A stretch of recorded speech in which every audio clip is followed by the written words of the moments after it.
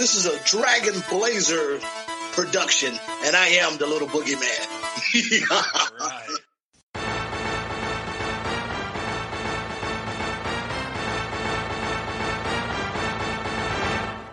Coming down the aisle, it's the podcast tag team champions of the world, the Rage and Blaze Show.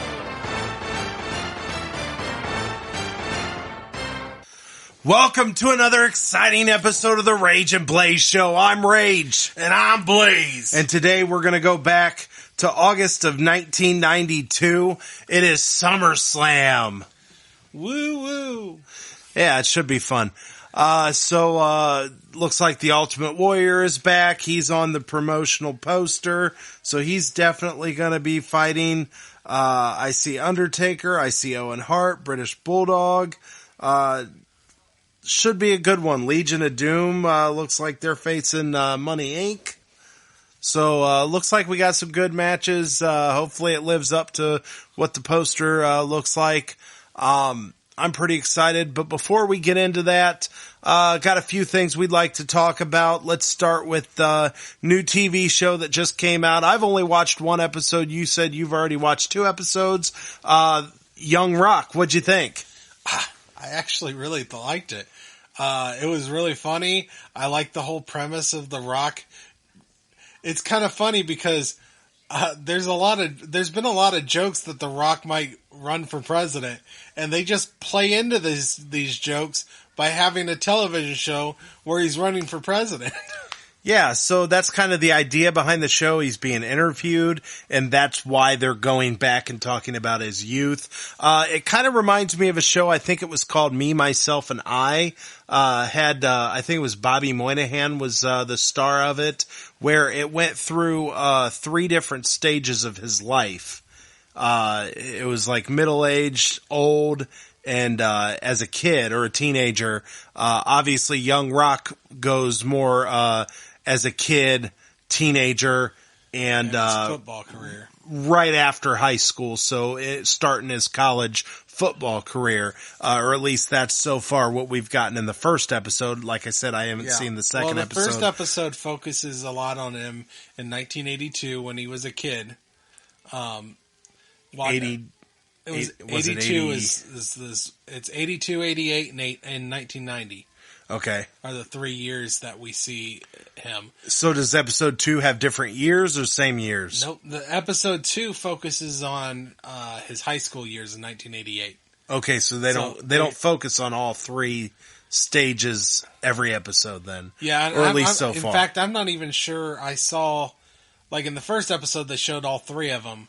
The second episode, I don't think I even saw either 90 or 82 Rock. They focus completely on his high school. Okay, so we'll end up. I'm sure me and my family watched the first episode. We'll probably get together and watch the next episode. But so it sounds like it's going to be a little different because that show I was referring to, every episode focused on like 3 different stages of this guy's life. So it just kind of felt familiar to me, the premise of the show. Obviously, a much well-named person and a real person, as opposed to that show was fiction, completely fiction. I'm sure not all of this show's true, but yeah, I'm curious how true it is. Oh, it's 87, not 88. It's right up there. Oh, okay. 82, 87, and 1990. And I would say I think the Rock portrayals are decent. This one, pretty much the 2 biggest stars. I didn't recognize anyone else, but obviously The Rock. The Rock is in this as the older version of Rock running for president. I think they even do a little bit of aging makeup on him because I don't think he looked much different than he does now. The Rock don't age, right? And then, except for this is all about him aging. And then Randall Park, which I love Randall Park. Randall Park is hilarious. You don't know who that is? No, who's Randall Park? He's the guy interviewing The Rock. Oh, he's from Fresh Off the Boat. Fresh Off the Boat. He was in. He's in some Marvel movies. First time I saw him was actually on the was it The Interview or the where he played Kim Jong Un with Seth. I didn't know that was him. I probably watched that movie before I knew who he was. Like his breakout role. That was his biggest role, and he plays. He's great in it. He's great in it. I can't remember the name of it, but. You know. Yeah, it was the one that got banned. Seth Rogen. And, remember, they pulled it from theaters because there was threats. Because Kim Jong Un didn't like being made fun of. Yeah, so there was terrorists threatening, and so they actually pulled it from theaters. So yeah, I've seen the movie, but I didn't think the movie was great. I wanted to watch. I wanted to watch it to put a middle finger up to people who thought it should be banned. It's like, how dare you censor our entertainment here in America? Well, this is America. Kim Jong Un, and he was really good in it. But yeah, I really like him, and he's funny in here. He keeps bragging about how, I don't know if I mentioned this, but I was an actor. Yeah, so biggest thing about this show is I really liked it when they showed him in '82, and you've got Andre the Giant and some of the Wild Samoans and a few of the guys showing up to play cards and stuff. That's the kind of stuff I'm looking forward to for the show. Seeing older wrestlers. Is seeing the older wrestlers, seeing the people portray these older wrestlers, and I definitely can't wait till the show shows him breaking out into the WWF.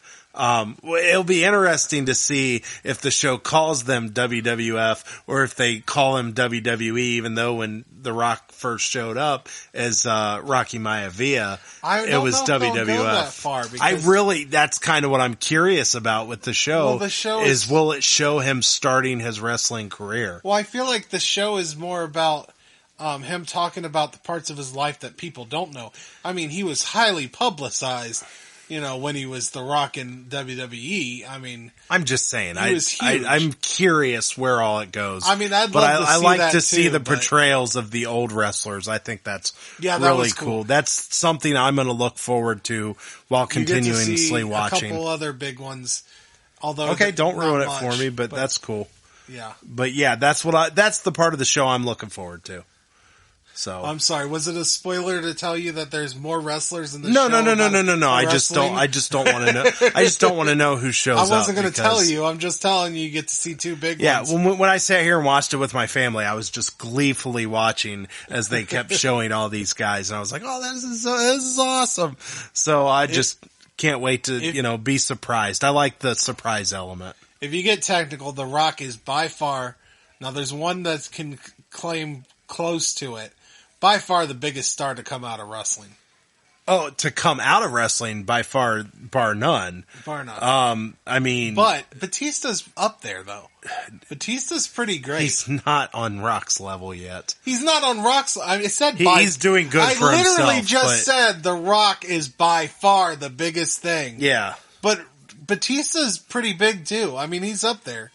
He's not Rock level. Huh?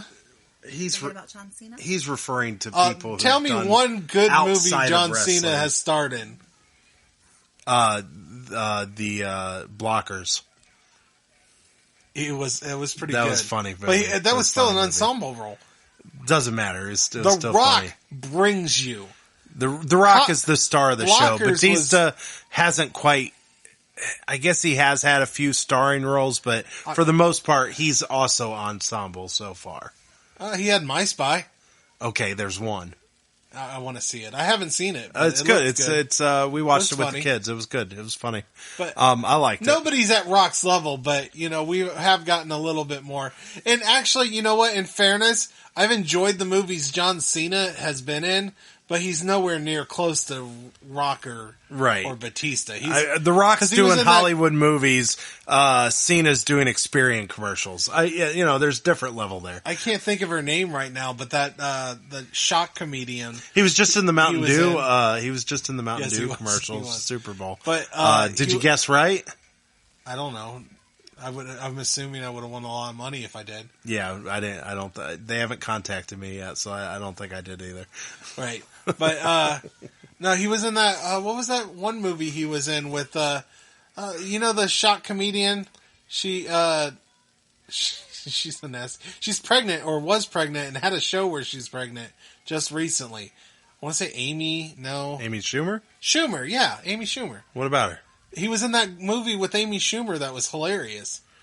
I think I remember it, but I don't remember the name of it. I believe you get to see John Cena's ass. Oh, is that why you watched it? No, it's a funny movie. Dear Lord. Just saying that, okay, so we're going to move on. We're going to move on to this segment of the show. If you're curious about seeing John Cena's ass, ladies. We're going to move on to some men. I mean, I'm not going to judge I'm trying to get away from Cena's this. been in 24 movies. How many has Batista been in? I don't know. But none of them were as big as Batista in Guardians of the Galaxy. Bumblebee, Daddy's Home, The Marine. Yeah. He has quite. I guess he has been in quite a few. Not the point. You ruined it by talking about John Cena's ass. We're going to move on. We have a new year, so a new video game to talk about, and This video game came out in March of 1992 for the Super Nintendo and the Sega Genesis, and it is WWF Super WrestleMania. Now, the interesting thing about this is being on two different consoles, it had two different situations where, number one, the Super Nintendo roster was larger. It had 10 guys, where the Sega Genesis only had 8. The only wrestlers to share between the consoles was Hulk Hogan, Randy Savage, and Ted DiBiase, which is very interesting, definitely because of the names on this list. The Super Nintendo version had Jake the Snake Roberts, The Undertaker, Sid Justice, the Legion of Doom, and the Natural Disasters. The Sega Genesis version, on the other hand, had the Ultimate Warrior, Papa Shango, IRS, the British Bulldog, and Shawn Michaels. So it was just very interesting the way they chose to split the roster up. Another difference is that the Super Nintendo version did not include finishing moves, but the Sega Genesis version did. Even though kinda. Even though they were very kind of cheesy versions of those finisher moves. But it's just kind of an interesting situation that two different consoles and two way different games. I guess maybe it's just a way to grab more money if you owned both consoles. Maybe they were hoping you would buy both games. We were kids at the time. We owned this game. I remember owning this game. I remember playing this game. I never knew there was a difference between the two, so they must not have marketed it very well to where we knew that, because we also owned a Sega Genesis at one time, and we never bought both versions, and I had no clue there was a difference in both versions. In fairness, we didn't have the internet back then. For us to be informed. to look at both of them.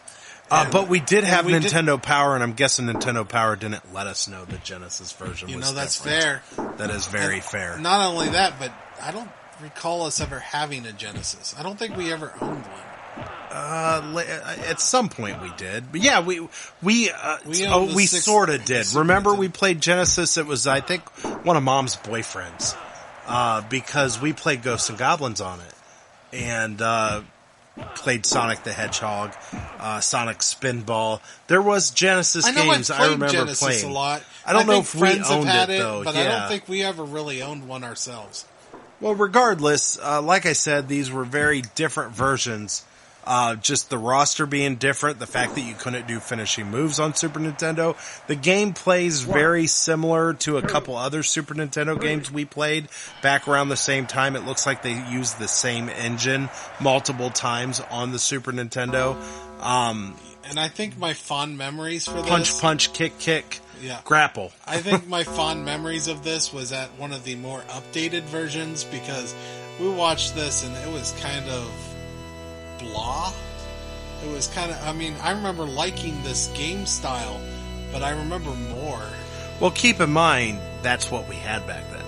Right. And based off the Nintendo versions, we probably thought this was this was just over the moon better than any of the Nintendo versions we ever played.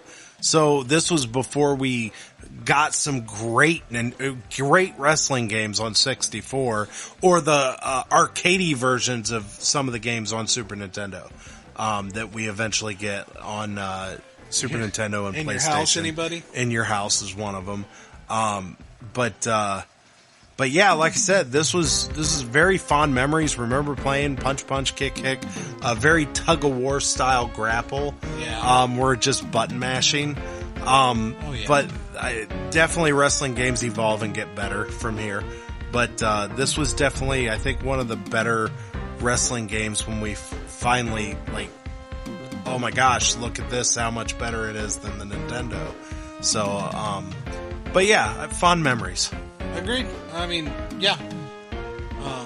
Looking back, maybe they shouldn't have been so fun, but yeah. Different time, different world, different gameplay back then. If you don't know what a great wrestling game is because you haven't lived in the future yet, you're going to find this to be very enjoying. Okay, so let's go ahead and move on and start the podcast for SummerSlam 1992. First match of the night is the Legion of Doom, Hawk and Animal with Paul Ellering versus Money Inc., Ted DiBiase and Erwin R. Shyster with Jimmy Hart in their corner. And I thought this was one hell of a match. This was a very good match. Number one, we got some really cool, one really cool entrance. I mean, I guess $1 Million Man and IRS was fine of an entrance, but we got LOD coming down on their motorcycles with this one, and Paul Ellering having a ventriloquist dummy. Yeah, he was carrying a dummy. He was even talking to him outside of the ring during the match. It was different. I don't remember this. I mean, I loved LOD. I don't know how remember this fits LOD's brand, or however you want to say it, like their gimmick. Like Paul Ellering just seems way out of place in this group. I'm sorry. Well, it is what it is. But this match had some great workers in it, great spots. There was a spot where Hawk dove off the top rope. Ted DiBiase moved out of the way, and he slid right out of the ring. There was a really cool shoulder block, flying shoulder block. Oh yeah, I'm not sure Animal. which one it was. Was it Animal? Animal. Yeah, it was he got some height on there, and he just. I mean, it was high. It was one of the best, probably the best shoulder block that I've ever seen. I mean, maybe that's not very high praise, but it was cool. I liked it. I mean, there was a lot to like about this match. It was a very decent, very good match. And I do have to complain, okay? Oh, my gosh. What? $1 Million Man looked like he was wearing a diaper with a gold logo it wasn't that bad. Yeah. So $1 Million Man's wearing a different variation of his trunks. White with the gold money sign instead of the black with the gold money sign. I don't feel like it worked. Well, did it used to be green? No, I think it's always been black. No, green money sign. Wasn't it a green money sign? Was it green money sign on black? Yeah. Anyhow, regardless, it was a different look for him, but it was kind of nice to see him change it up and do something a little different. It looked like a diaper. I don't think it was as bad as you're making it sound, but regardless, he changed up his trunks. LOD looked the same. Seeing him ride out on the motorcycles was awesome. They had some gold spikes this time. Yeah, gold spikes instead of the normal red with the black spikes. Do you think that's because they were facing the $1 Million Man? They wanted to show that, they wanted to impress the $1 Million Man, Rage, because they know that they're slobs. And the $1 Million Man is a very high-class type of fellow, okay? And so they came out with their gold spikes, that they probably had to borrow from their dad or something. Wow. So I would have to say I'm going to give this match 4 golden money trucks. 4 gold money trucks? Trunks. Okay. Gold money trunks. I don't think those trunks deserve that kind of rating. Okay, well. Okay. I'm going to give this 4 LOD's daddy's bank accounts. What? Because they're slobs. I just told you this. Dear Lord. $1 Million Man and IRS are classy fellows, and they had to do that to get, look nicer.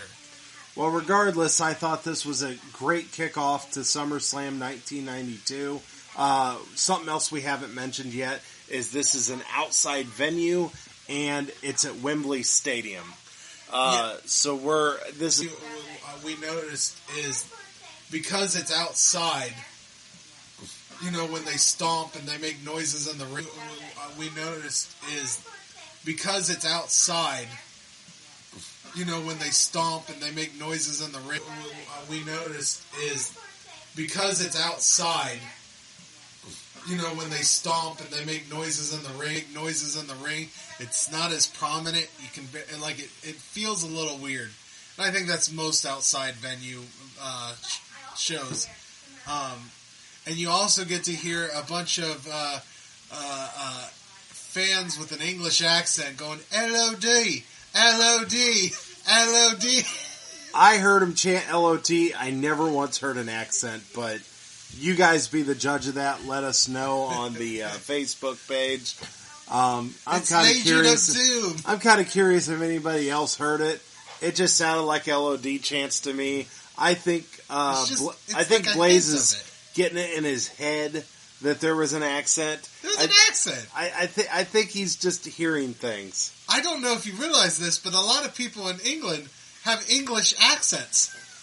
But it's a chant. It's an English accented chant.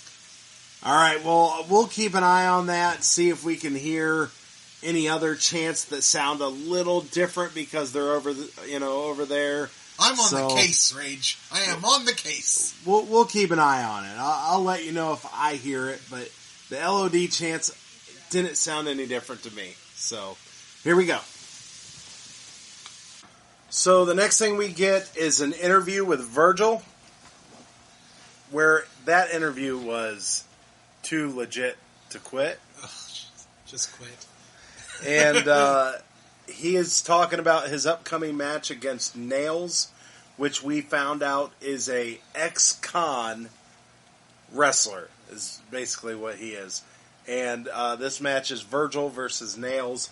And first, right off the bat, I'd like to point out that Nails is still wearing his prison garb. So apparently it must be a pretty rough life after getting released, because they didn't even give him clothes to change into. Nope.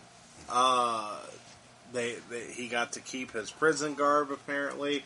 But this match was very, very sloppy. Nails, I blame this mostly on Nails. He did not appear to be that great of a wrestler. Well, here's the problem. Virgil's not exactly a great wrestler either. And you're going to throw him in there with someone who's even worse? This was not a good match. Yeah, there was some clumsy clotheslines, some oddly bear huggish stuff. I don't even know how to describe. Almost like they were grappling to do a move, but they didn't really know where to go with it. It was just some awkwardness very early on in the match. The best part of this match is it only lasted under 4 minutes long. Yes, the best part of this match is it was over quick. Yeah. So, I don't know. I think I'm going to give this maybe half a trip to the shoe. The shoe? So, isolation? Yeah, I don't know if it's called the same, but me and my wife have been watching Orange is the New Black. Fair. And every time they do something really bad, they go to the shoe. So that's really on my mind of prison at the moment. It's the first prison joke I could think of.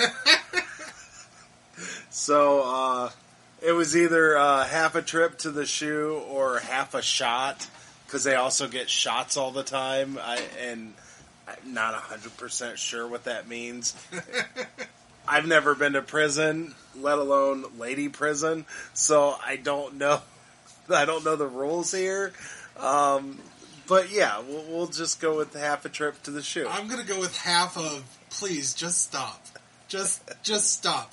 Stop talking. Stop this match. I'm over all of it. Half of nothing. Just stop. Half of nothing? You don't even want to give it a... No. I said just stop. That's half of just stop. Maybe we should take this time to talk about Orange is the New Black. Has anybody ever watched? I've watched every episode. Every episode? Okay, Yeah. we're in season 3 right now. It's a pretty good show. Pretty good show. I like it a lot. We like Who's your favorite character there? It was oh crap, what is her name? The junkie. Pennsatucky? No, not Pennsatucky. I love Pennsatucky. Who? Nikki. Nikki is her Oh name? yeah, Nikki, the one that was The one that was in on American Pie. Yeah. Yeah. She's also in that show. Yeah, the Russian Doll. The Russian Doll. Yeah, That's a good show. I like her. I think she's my favorite character. So. I like her too. I love Pennsatucky though. Pennsatucky's one of my favorites. On there. She's funny. She gets better as the show goes. So, but yeah, that'd be my favorite character. Is Nikki. I like Nikki. I like a lot of the characters. It's a great show. Really Yeah, it is. Actually, it is my a good least show. favorite character is probably the main character. I also really like. I can't think of her name. I'm bad with names while watching shows. She's the one who's in love with. I can't even think of her name now. The really funny girl. She's pretty much balded, real skinny. At first, I thought you were talking about Crazy Eyes, maybe. She's the one that works in the library. I don't remember. Wait, She's drunk a lot. She's drunk a lot? She makes that toilet hooch or whatever. Oh, I think I can't think of her name. Anyhow, I really like her too. Fair enough. Okay, back to wrestling. We that's how bad this match was. We decided to talk about another TV show. Right. Okay, so the next match we have is we have a Shawn Michaels versus the model Rick Martel match, and we get an interview with Sensational Sherry before the match. We also get some promos where they explain what's going on in this feud. And Sensational Sherry has requested this match to have a no hitting in the face policy. Yes. Because she don't want either one of their beautiful faces to be damaged. So this was a pretty good match.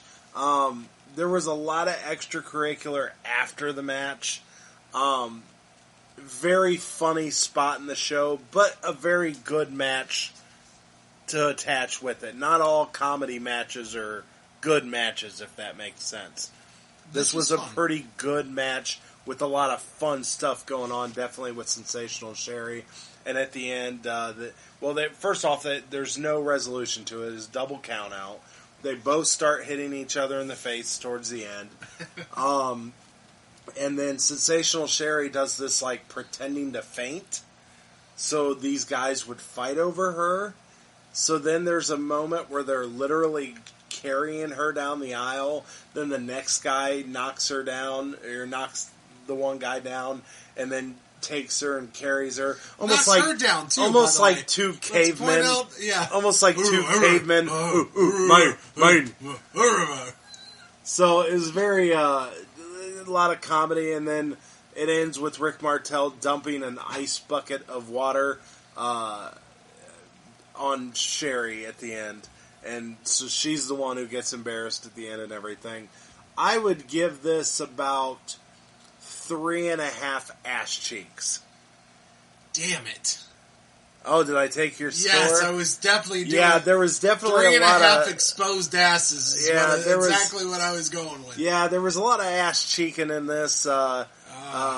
Both guys revealed their asses. Sherry's outfit revealed her ass the whole time. So there was a lot of ass showing in this match. So it was appropriate. Yeah, there was a lot of pulling of the tights, asses exposed. It's exactly where I was going to go with it as well. Damn you. Although, in fairness, I've had a lot of stuff in my head, and normally you don't take it. This just happens to be the one time you did. Yeah, I enjoyed this match. I mean, it was a lot of fun. It's weird and crazy. I mean, Sherry faking fainting was weird. I mean... But it fit. It was funny. I mean, it was not only faking fainting, but she gets up and was looking at them fighting about her, and then she's like, oh, and quickly drops back down. It was like a comedy bit. And well, that's exactly what it was. This was the comedy weird. moment of the show. Even though the match before that was funnier, because that match was a joke. Yeah, that's giving it too much credit. Gotcha. So. But yeah, it was a good match. I enjoyed it. And you know what? I really have liked Martel a lot while we've seen him on this show. Not so much before he became the model, but since he's become the model, I feel like he's come into his own. I believe this might be the first time we've had heel versus heel. Yeah, I don't think there was an indication of either guy being a face in this match. Oh, no, it was clear that they were both So, yeah, heels. this might be our first heel versus heel. We've had face versus face maybe twice. Yeah. Since watching this show. But heel versus heel, this is a first. Yeah, and it was just all because of Sherry. They were fighting over Sherry, essentially, and it was a lot of fun. I liked. I also pointed out while we were watching it that I feel like Shawn Michaels is the only man that can make a mullet look good. Because that's straight up, that is a mullet. Yeah. And he doesn't look bad with the mullet. We got confirmation from your wife that I was correct. So we have a woman's perspective on this. Yeah. Yep. Yes, yeah. But yeah, I'm just going to stick with what I was going to do. 3.5 exposed asses. Damn you for pretty much taking that from me. Well, I'm sorry for disappointing Fake you, faints, but maybe? that was definitely the only place to go with it. I mean, yeah. it set itself up too perfectly. There was so many pulling of the tights and showing ass, and then, yeah, you're right. Sherry also showed a lot of ass in this match. Yep, I agree. Okay. And, I also have one last thing to point out. Gotta give it up for Sherry's makeup. She gets water poured on her, and it stays. Oh, yeah. It's very good makeup. She does a better makeup job than the Warrior. His is usually he like loses it at the end of the match yeah. every time. Yeah, she's still there. Yeah. It's all wet. Very still good. There. Good job. Good for her. Maybe she's born with it. Maybe it was tattoo. Really? I set you up and you do not take it. Maybe it's Maybelline. Damn it! That's what I expected. I never would have found that. Really? That setup. No. Maybe she's born with it. Maybe it's Maybelline.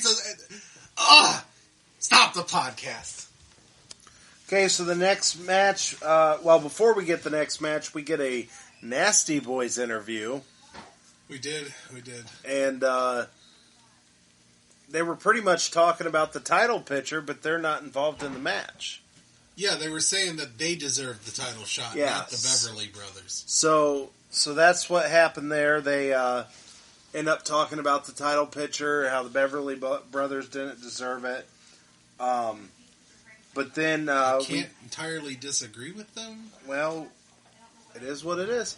So then we get the match of the Natural Disasters, Earthquake and Typhoon versus the Beverly Brothers, Bo and Blake, with the Genius in their corner.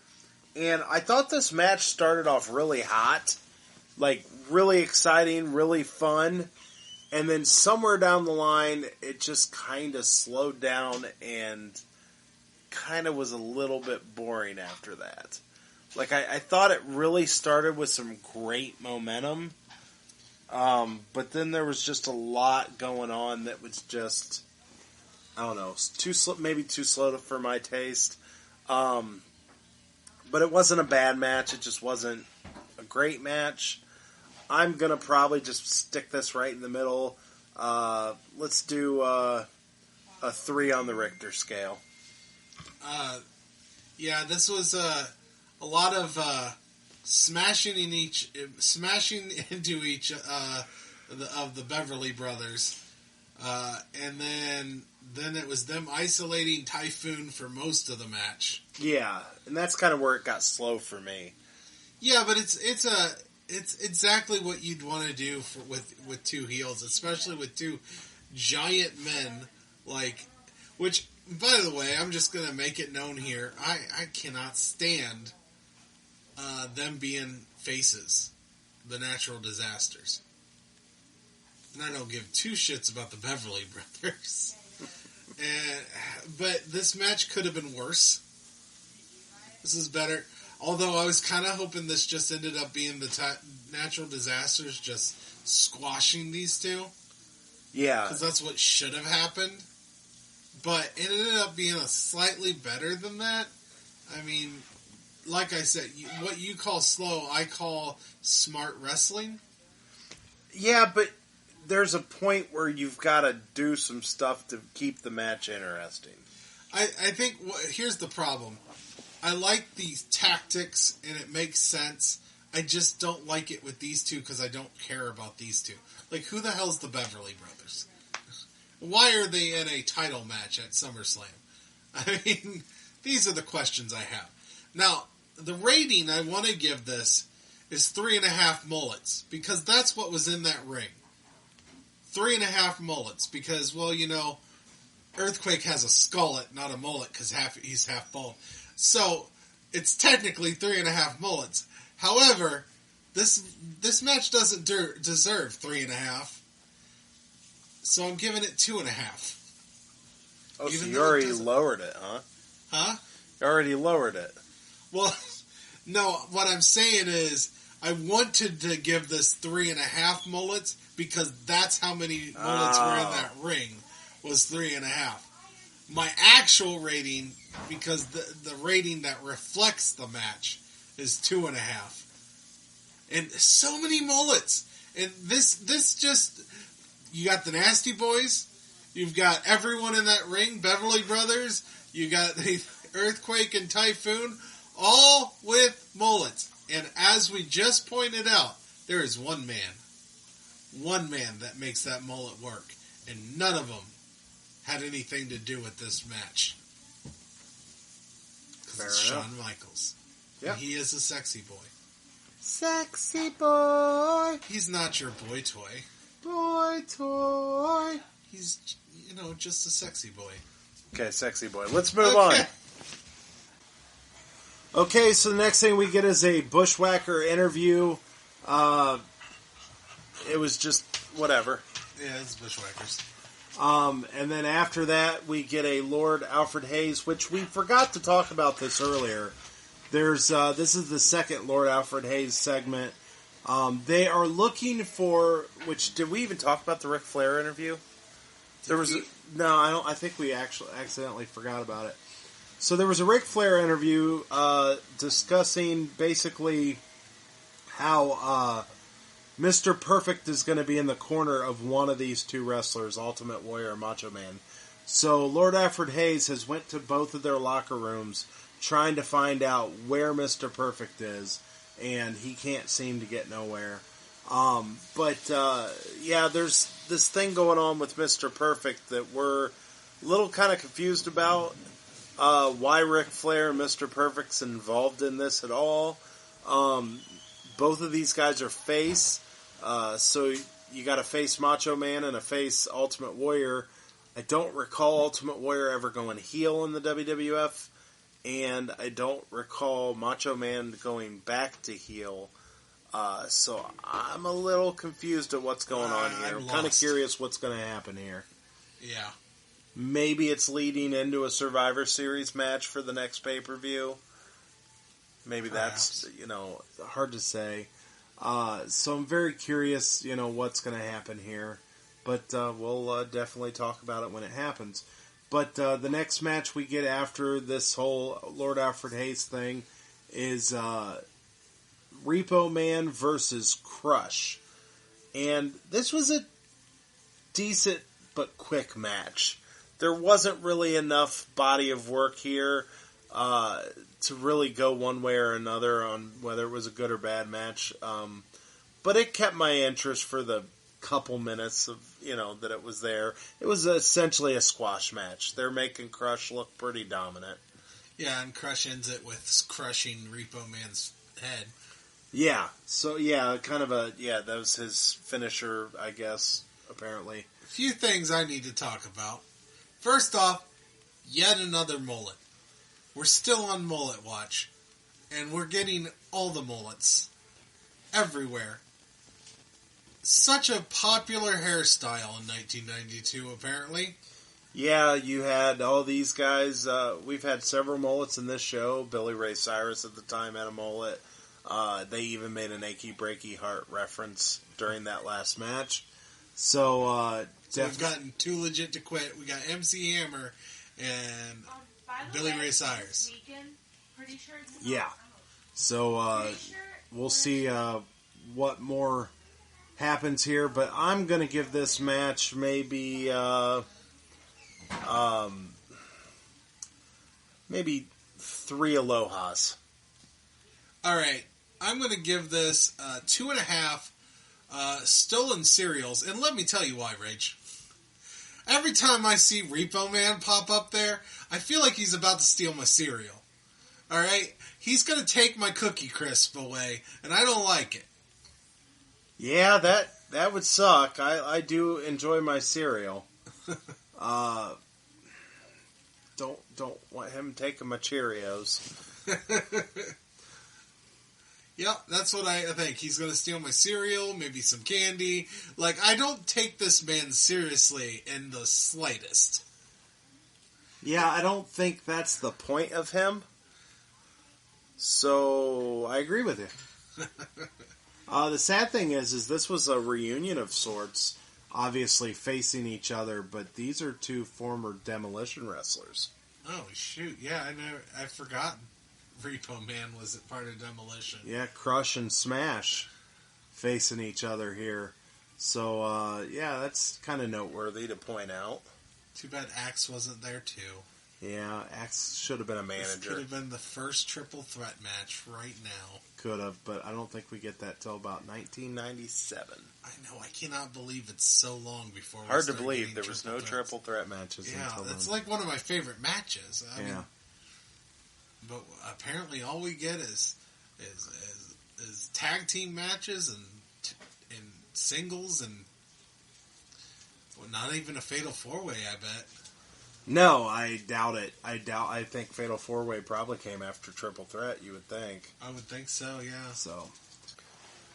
So the first match we have on part 2 of our SummerSlam coverage is Macho Man versus the Ultimate Warrior for the WWF World Heavyweight Championship.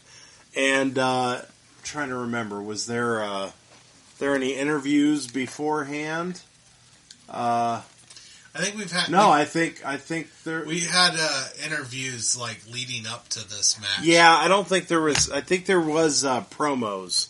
There was footage showing...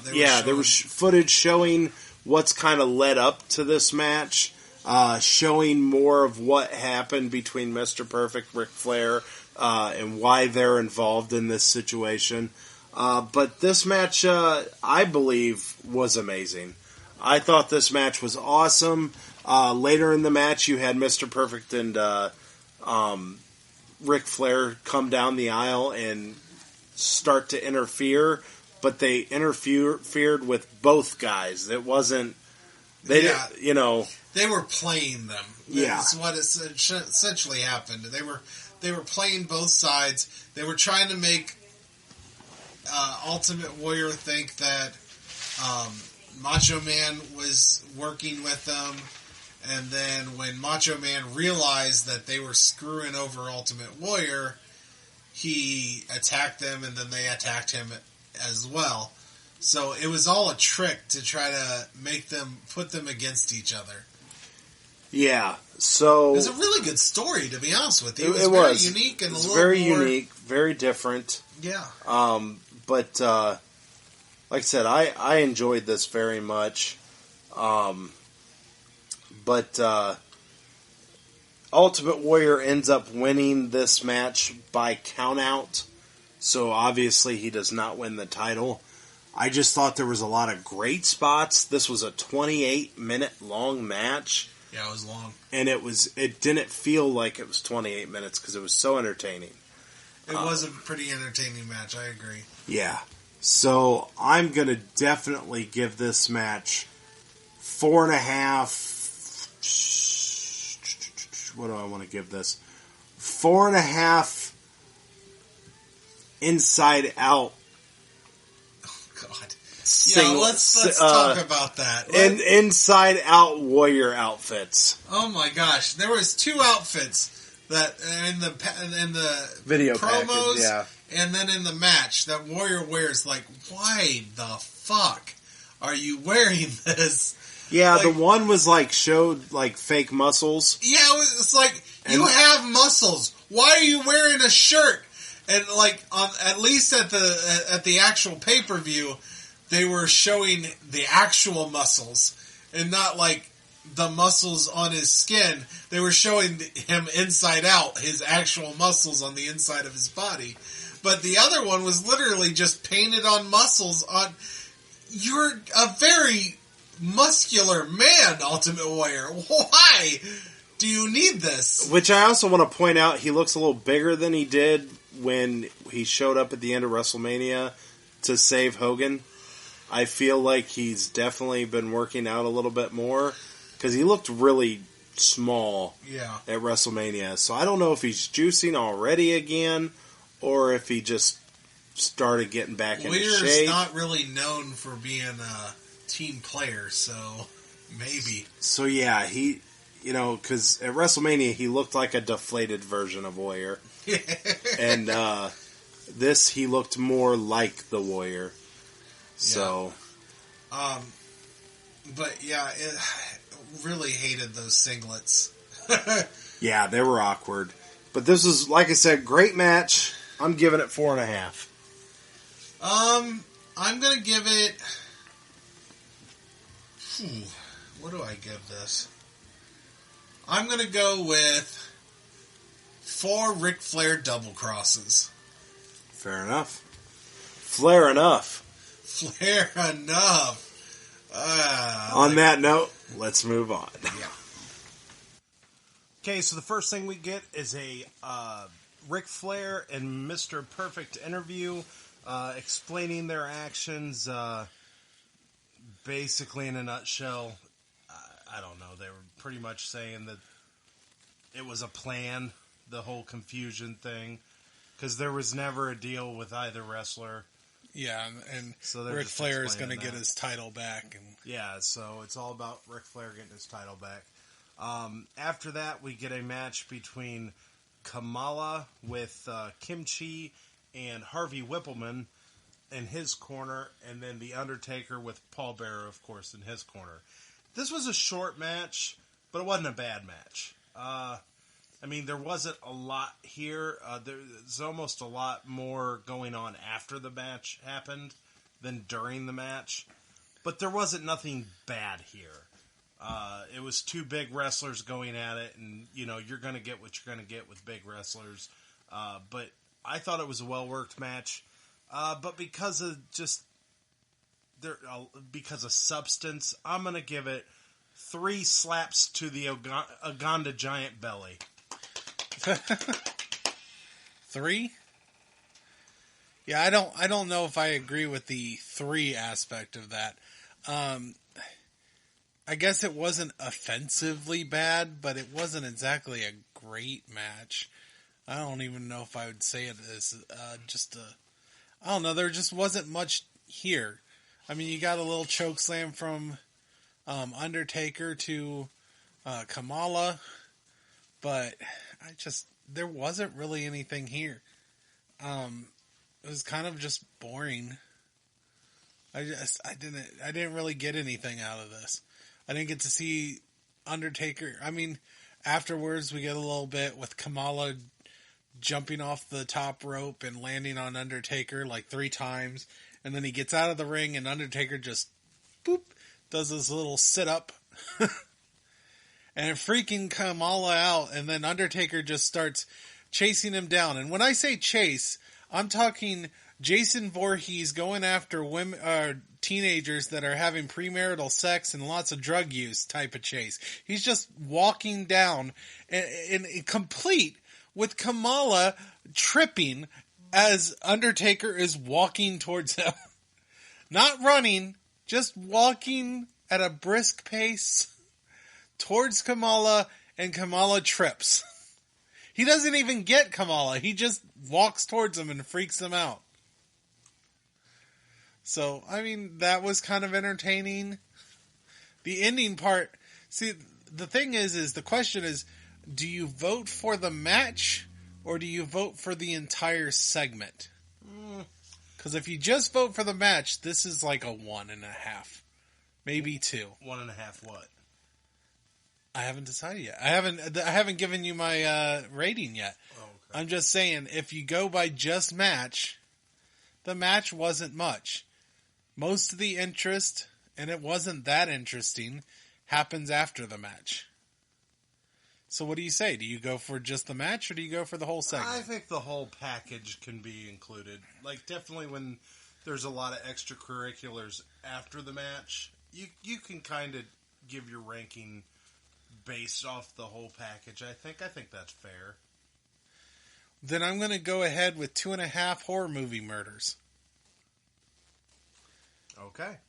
Also, I'd like to point out, because we kind of forgot to touch on it, this match ended in disqualification. Oh, yeah.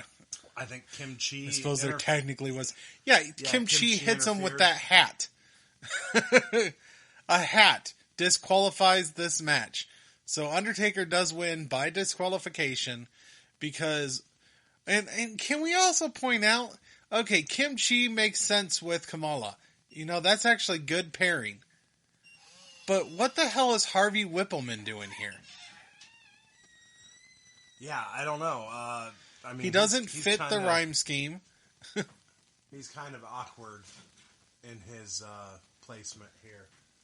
So I agree with that. He's kind of odd pairing. And the worst... And why do you need 2 managers? Why do you need 2 managers, especially one that doesn't fit?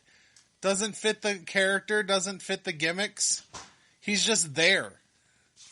It makes no sense. But, you know. Yeah. Whatever, moving on. Okay, so before our main event, we end up getting 3 interviews. First one being of the British Bulldog. It was a pretty good interview, I thought. The next interview was with Bret Hart, which was, I thought, an excellent interview. And then the last one was not so great. It was Bret Hart's sister and British Bulldog's wife. She got an interview, and you could tell she is not comfortable on camera to talking, and she just... No, she's not. obviously not a... This isn't the norm for her. So she's like... She's almost as bad as... I mean, she's worse than Miss Elizabeth, who also never seems comfortable on camera. But she was even worse than that. Yeah. It almost made me appreciate Miss Elizabeth. Almost. Not much. Just barely. Yeah, so, like I said, it just was one of them type of interviews that was like, why would you put her on camera? But the whole dynamic of this match is the fact that it's brother-in-laws going after each other for the Intercontinental Championship. Yeah, and she doesn't care who wins the Intercontinental Championship. She's she worried just about doesn't the want them match. to hurt each other. Right. And then one of the things British Bulldog said during his interview was that when we step in that ring, you're a stranger. Almost just letting Bret Hart know that I don't care who you are, I'm going to do everything in my power to win this match, you know. Right. So, pretty much just saying he's going to give it all. He doesn't care that he's family. He's going to put that to the side. So, both guys get entrances. Huge pop for British Bulldog here. Some boos for Bret Hart. They're in London. Yeah, they are in London. They're at Wembley Stadium. But definitely there is a heel aspect to Bret Hart. Not on purpose, but because of the location. Yeah, you could tell he filled the heel role. Yeah, it happens with a lot of wrestlers. When you go to a different, country, and like Canada or, well, for this case, London, they're gonna go for their hometown heroes. Even and if Bret their Hart, hometown hero's the heel. Which in this case wasn't the heel, but because the hometown hero is British Bulldogs, plus he is a face, Bret Hart just happened to be the heel because of where they were. Yeah. So, moving on into the match, this match starts out fantastic from the get-go, and oh my gosh. This was one of, I would say this is probably the best match we have been able to watch on our podcast so far.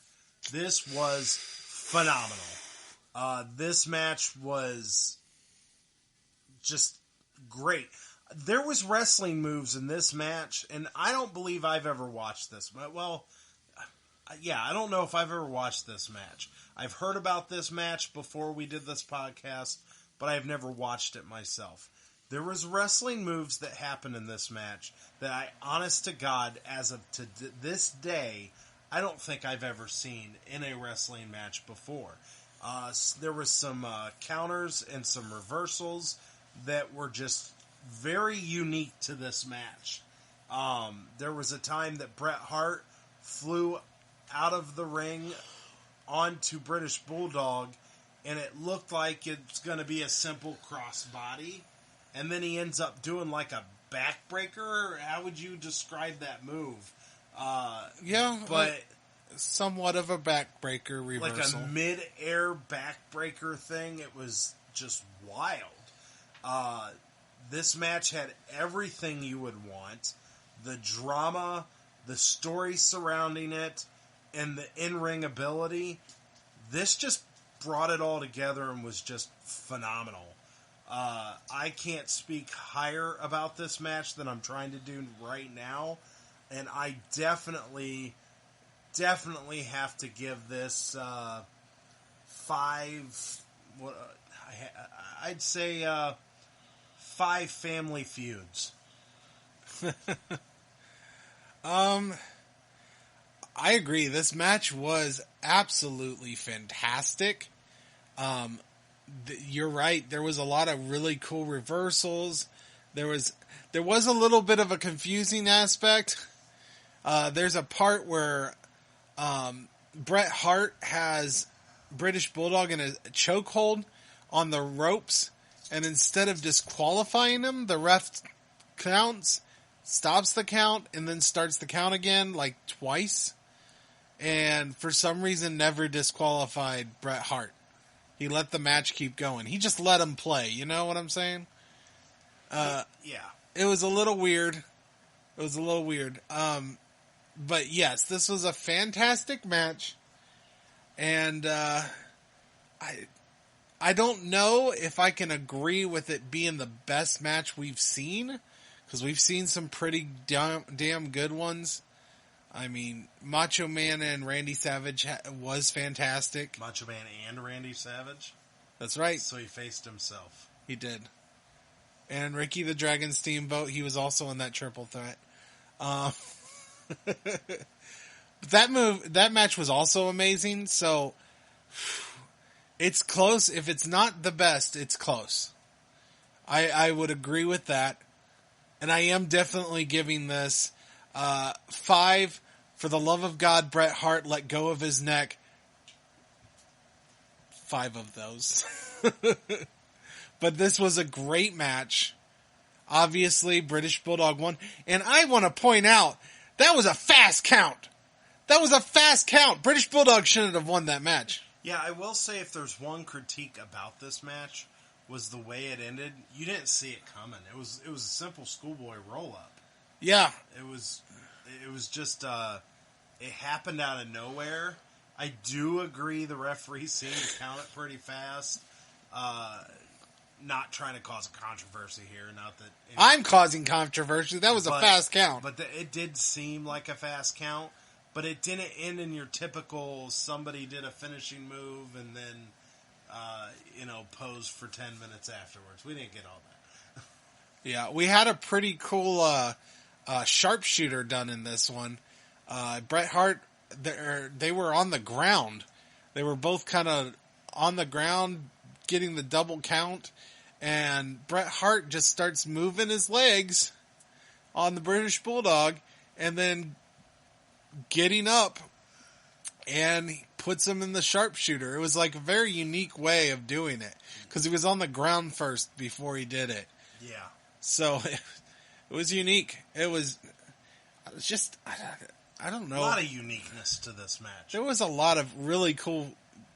I think this is one of the best counter matches we've seen. Like, there's a lot of cool counters. Like, the farther we get into wrestling, we're going to start getting some really cool counters, which I don't feel like we've gotten a lot in this watching so far up to this podcast where we're at. But this one really had a lot of cool ones. A lot of impressive counters.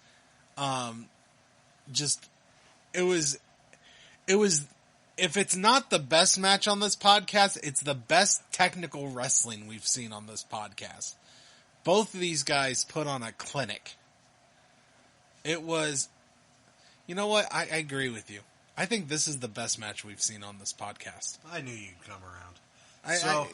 There's a couple really good ones. When the last show we just watched had a couple really good ones too. But this was fantastic. I completely agree. And I would have never thought that one of the best matches, and possibly the best so far, would have the British Bulldog in it. Not that I dislike the British Bulldog, but when I think of the greats, that one doesn't always come up in my, although Bret Hart does, so sometimes it just takes that amazing wrestler to elevate somebody else. This is true. So after the match is over, we get like a moment in which you don't know how Bret Hart's going to react. He looks kind of disappointed. He looked like a heel turn was possible. It looked like he was possibly going to attack him. You wasn't sure, but then they went in and shook hands for the hug, and then the sister came in, or the wife, however you want to refer to her. She comes in and celebrates with them, and then the fireworks actually go off. So it was a pretty good fitting ending. This is also the first time, I believe, well, I guess technically the second time, that we have seen the Intercontinental Championship involved in the main event. First time being Ultimate Warrior versus Hogan. Well, yeah, title versus title. But this was straight up, the focus was the Intercontinental Champion. That's why I'm pointing out that technically it's our second time, but yeah, this is the first time the Intercontinental Championship, I think, has been defended as the main event, which, to be honest, I'd have to Google it to see how often that has even happened. It probably has, but maybe not in the Big Four. Well, I'm referring to the Big Four. So, yeah, I guess once we get further in this podcast, we'll be watching other shows. But it's still interesting to know how often it's been the main event of a pay-per-view. It hasn't happened a lot. And I'm referring to a pay-per-view, not a Monday Night Raw or any of those SmackDown or those other shows. But to be the main event of a pay-per-view, how often has that happened? And it's really kind of curious to me, the number there. Maybe in Boomer's Facts, we might be able to, get kind of some info there. Maybe we'll have to get a hold of him before we post this and ask him that question, or we could just Google it. but I am curious how often that has happened, because this is obviously one of them, and look at how amazing it was. It was definitely a classic. It's got to be up there with some of the greatest matches in wrestling history because this was just phenomenal. So it was cool to see, to get the respect of the Intercontinental Championship like that. That was kind of cool. Because in recent years, I don't know if it gets that kind of respect that it deserves. It all depends. Sometimes it does. Kind of depends on who's holding it. I think it does. I think when you have one of the greats, they kind of highlight it more, but Yeah, it just depends on who's holding the title, I suppose. Okay, so that's our last match. Let's go ahead and talk about the best of the best, the worst of the worst, and rank these suckers. I feel like we could just skip the best of the best. I think we just talked about the best of the best, but we're gonna do it anyways. I want to hear the little theme music before that. Yeah. Fair enough. Let's go ahead and do it. Favorite match of the night. Okay, so the best match of the night, I think, is gonna shock a lot of people that's listened to the whole show. Obviously, Kamala versus Undertaker. Yeah, definitely. No, it's. I mean, this is kind of repeating ourselves, but that Bret Hart British Bulldog match is not only the greatest match of the night, probably the greatest match we've done on our podcast so far. If you're not watching these pay-per-views before you listen to the podcast, I recommend you, after this is over, get on your WWE network, watch the main event of SummerSlam 1992. I strongly recommend it because that was fantastic. Might be Peacock by the time this airs. Well, okay, get on the WWE Network aspect or category off their Peacock, whatever the fuck. Might be. Go there. We're what? Either go to the WWE Network or the Peacock. I don't care. What are we, about a week away from Peacock premiering on? I believe so. I think so too. Because the next pay-per-view is supposed to be on Peacock, right? Yeah, but it's going to be on both WWE Network and Peacock. So they're not merging yet, but they're going to start. By the end of, I believe, the beginning of April, WWE Network will shut down. But they're giving people that chance because WrestleMania is exclusive to Peacock. It will not be on WWE Network. But Payback will be. They're advertising Payback for both services. Okay. So they're giving you that window to switch over. They're not just shutting the doors the same day it gets on Peacock. They're kind of giving you like a 2 week window, I think, to merge, to do what you got to do. Which, for those of you out there that subscribe to that, definitely do what you have to do. I heard it's not instantaneous. I heard you got to kind of look for an email that they sent you with instructions, because I don't want you to just get on Peacock. I've had a guy at work actually ask me about this because he knows I do this podcast and stuff. And he actually asked me if I knew, details. You're the wrestling expert at work. I'm the wrestling expert at work. So I looked it up for him and got him an answer. And apparently, you have to go through your email, and through your email, you will get instructions. So don't just go to Peacock and pay for Peacock, because if you've already I guess this only applies if you have WWE Network already. But if you've paid ahead. So say you paid for 6 months or a year of WWE Network, you're going to get credit towards Peacock. So don't just go to Peacock and start an account and think it's just going to happen instantaneous. It's not. There is details, instructions you have to follow, and you have to go through email to do that.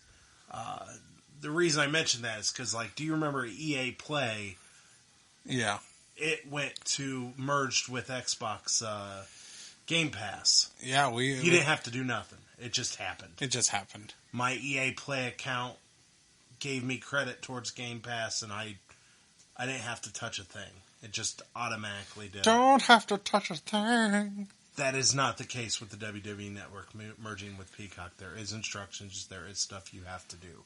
So please do that. Don't get yourself in a situation where you now have WWE Network paid for, and then you pay an additional fee for Peacock. Yeah. So get on that Peacock and watch this match. I'm not even going to touch it. So you're not going to touch the Peacock? I am not going to touch the Peacock. Okay. So let's move on.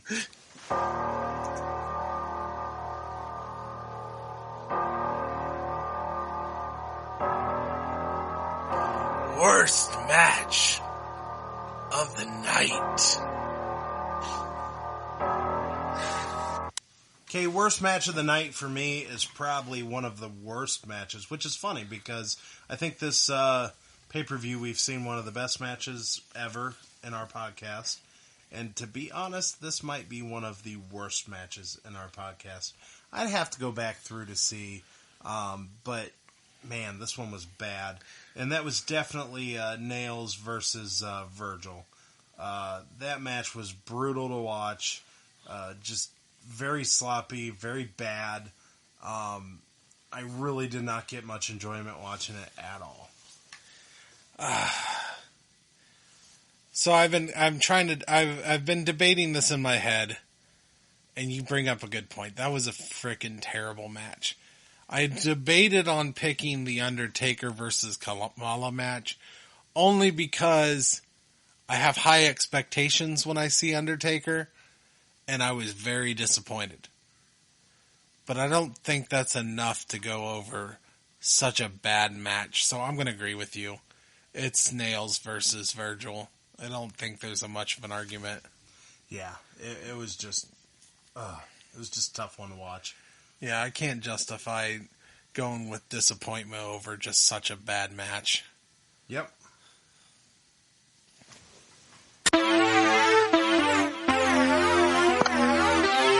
SummerSlam rankings.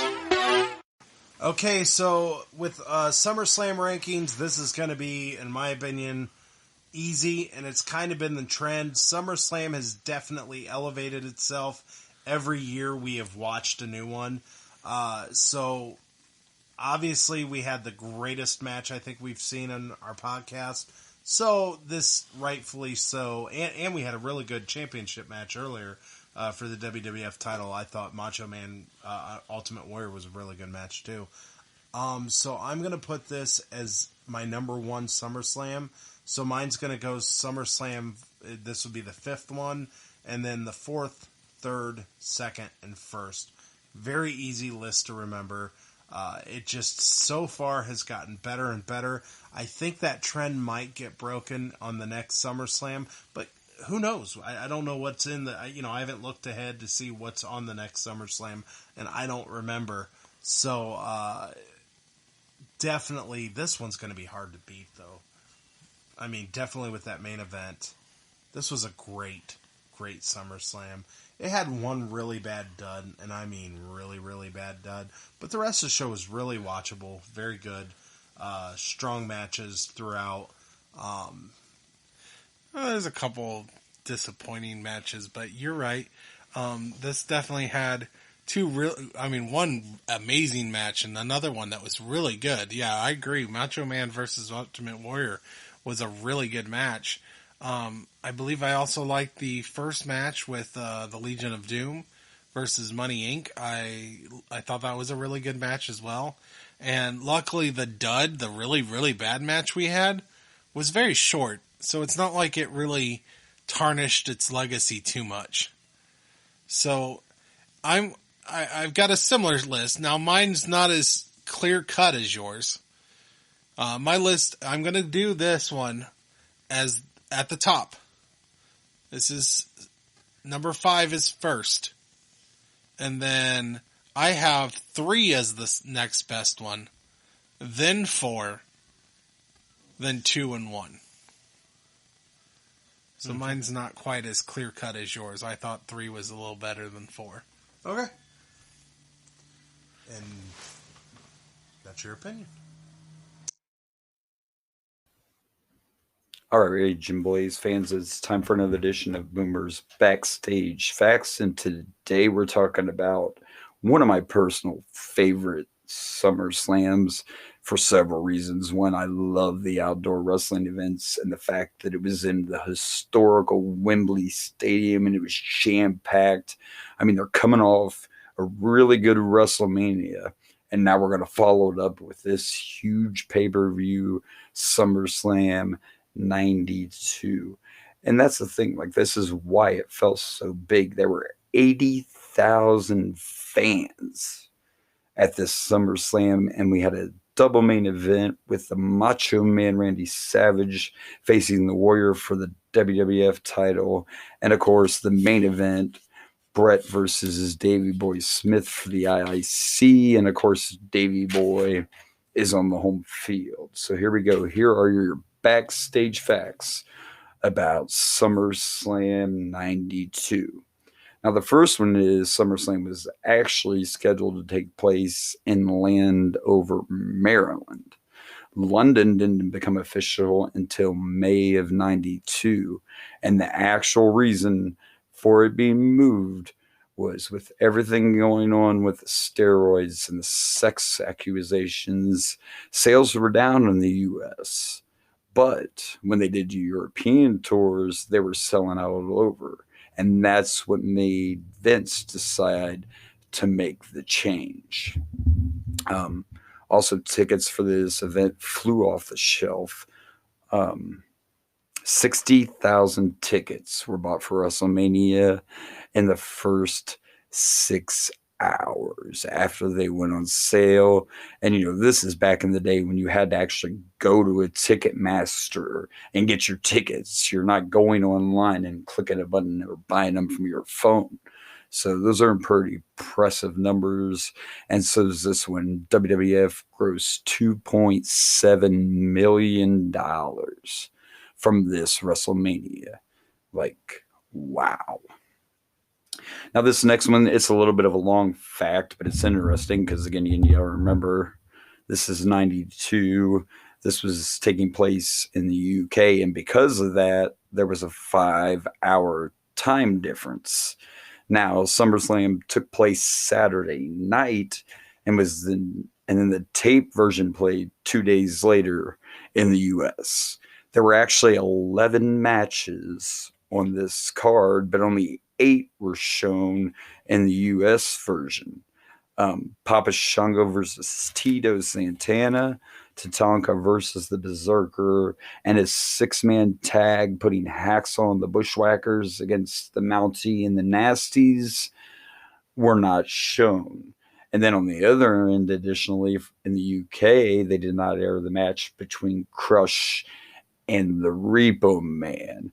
Now, nobody knows why, but nothing personal, guys. Nobody cares. While they didn't get to see Crush and the Repo Man, it wouldn't even have made, like, you couldn't even say, oh, it's the ex-Demolition members, because you're trying to make one of them a whole different new character with the Repo Man. Oh, the 90s. All right, now the next one, of course, it's, things happen in wrestling, folks. And when we go back through this, even Raging Blaze, we're going to, you're going to talk about bad shit and death a lot. It's pro wrestling. So originally, the Texas Tornado was supposed to face Papa Shango on this pay-per-view. But by this time, Kerry's Demons had really gotten a hold of him. He was arrested for forging painkiller prescriptions, and the WWE released him in August of 92. 6 months later, Kerry took his own life at the age of 33. Very sad story with a family that had a lot of demons they couldn't overcome. Another fact, this was LOD's last match for 3 years. Not just in the WWE. This was their last match together for 3 years. Excuse me. It's fucked up, man. Here we go. Hawk is like, Hawk was amazing. He was a star a lot longer than Marty, but boy, they're so similar.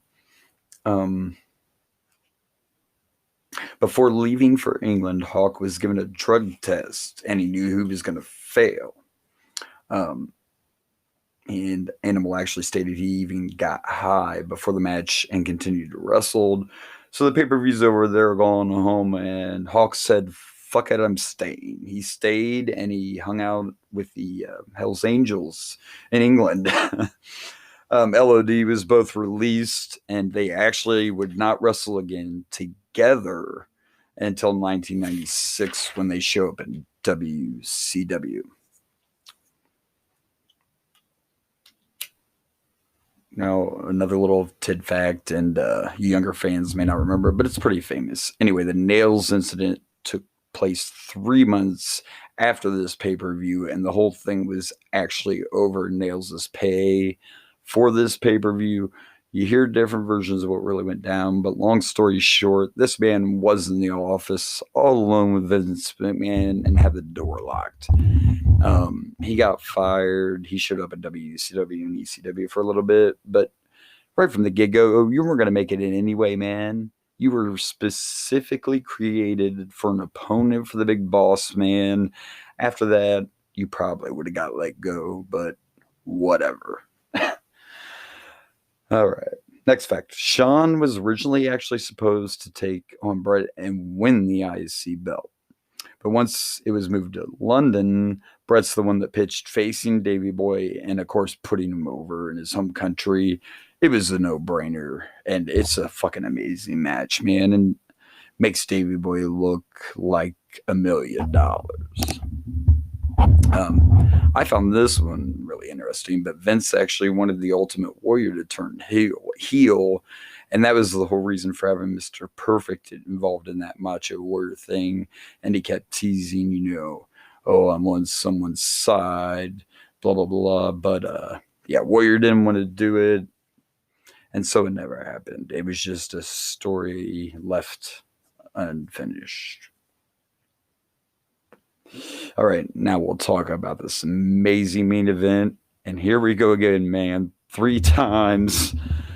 And I'm not talking ill about the dead. Listen, we all had struggles. But yeah, here comes another wrestling and drugs story, kids. But you know what? It was back in the day of, these guys were driving everywhere. They weren't flying on planes and staying in 5-star hotels. But anyway, when you hear this story and then you watch that main event, you're just like, wow, how'd that happen? But here we go. Bret had to go above and beyond to make Bulldog look good. It was a well-crafted 30-minute battle. And this is what Bret wrote in his book about it. In his book, he said he tried over and over the summer to reach Davey and plan the match with no response. Bret never even saw or spoke a word to Davey until the night before the event. It was then that Bulldog looked at Bret and said, I've been on a crack bender with Jim the Anvil, buddy. Sorry I wasn't around to do this, plan this match. I was busy. God. Oh, can you picture Davey Boy Smith and Jim the Anvil just smoking crack and some more down the house? Like, good God. So anyway, Hart crafted the match with Davey that night. But the next night when we were in the ring, the bell rung, and Davey looked at Bret and said, man, I don't remember anything. Jeez. I was still coming down from the crack bender, dog. Sorry. Main event, 80,000 people, it'll be fine. And it did turn out fine, but Bret Hart literally had to call the entire match.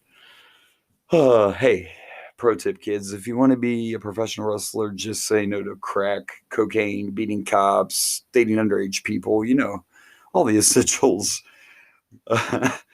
Hey, so we're 2 in a row. And that's the backstage facts about SummerSlam. Next week, it's Survivor Series 92. If you want to follow me, I'm on Facebook at Tim Boomer Chase. I'm on the Instagrams at Chase Tim. And I'm in that Twitterverse at TC Boomer 77. Until next time, Raging Blaze fans, this is Boomer. Back to you guys.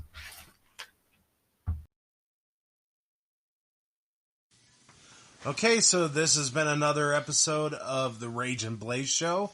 And I think this was a pretty good one. Like I said, this SummerSlam was great. I'm really excited that we're moving into the about the new generation era. So where we're gonna see a lot of different guys coming up. We're inching very close to the Attitude Era. Yeah, we're not quite there. We're in the new gen era, though. We're not quite there, though. I mean, we're kind of getting to that point where we're breaking away from the Hulk Hogan's of the world. Oh yeah, we're moving into. We didn't really talk much about Shawn Michaels. Soon we'll have Diesel coming up very soon. I'm very excited about Diesel. Kevin Nash is one of my favorites. I love him. Well, we didn't even really talk much about the fact that this is the first pay-per-view I think we've had without Hulk Hogan.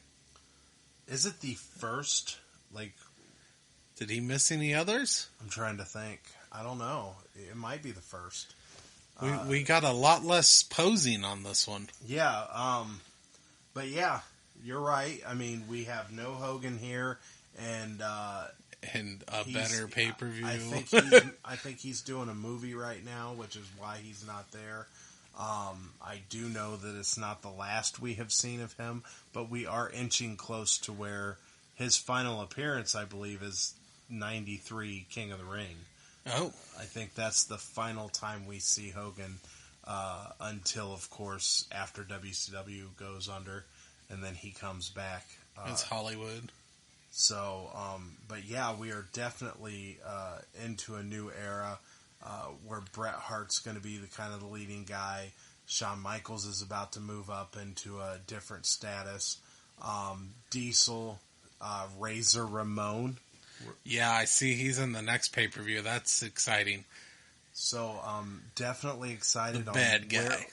Where we are headed.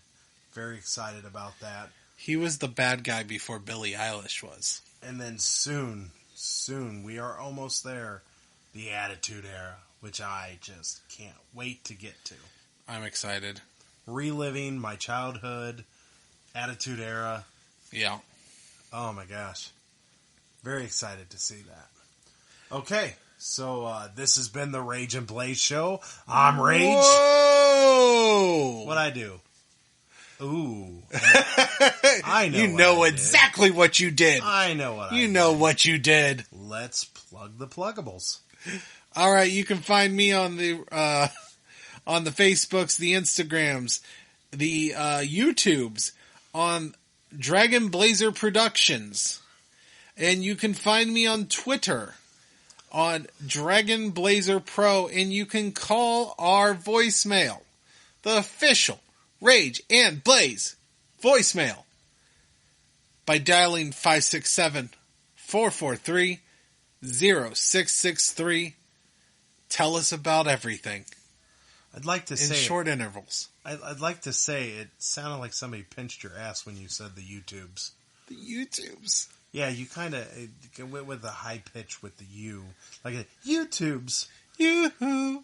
Kind of like those Yoo-hoo commercials. So you can find the Rage and Blaze Show on the Facebook page. You can find at the Rage and Blaze Show on Instagram and at Ricky Rayberg on Twitter.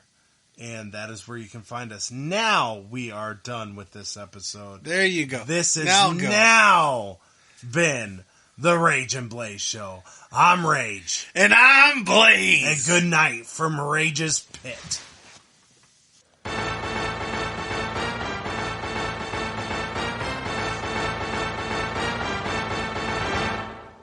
And here is your winners, and still podcast tag team champions of the world, the Rage and Blaze Show. Thank you for listening.